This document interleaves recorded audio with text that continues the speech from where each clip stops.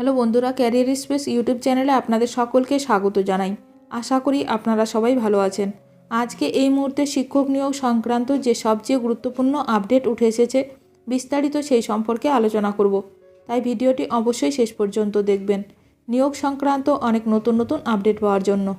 বন্ধুরা, শিক্ষা সংক্রান্ত ও চাকরি সংক্রান্ত সমস্ত রকমের লেটেস্ট আপডেট আপনারা এই চ্যানেলে পাবেন।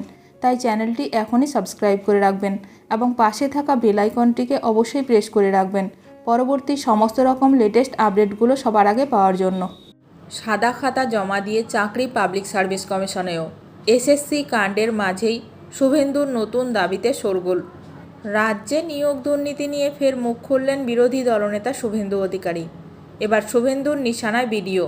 সাদা খাতা জমা দিয়ে চাকরি পেয়েছেন।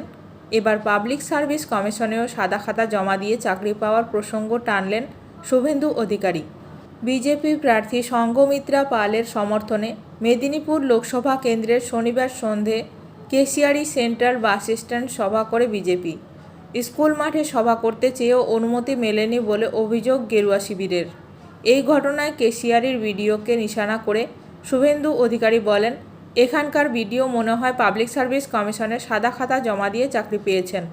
পাশাপাশি কেশিয়ারির আইসিকে সন্দেশখালী শাহজাহানের সঙ্গে তুলনা করে শুভেন্দু বলেন, এখানকার আইসি সন্দেশখালী শাহজাহানের মতো পিঠা খেত।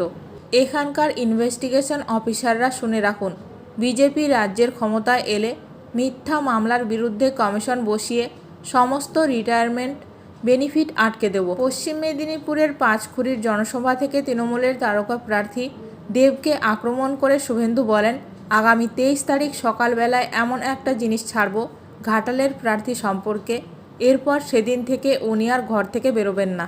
প্রসঙ্গত উল্লেখ্য, স্কুল সার্ভিস কমিশনের নিয়োগ দুর্নীতি মামলায় গত এপ্রিলে 25,753 জন শিক্ষক ও শিক্ষাকর্মীর চাকরি বাতিল করেছিল কলকাতা হাইকোর্ট।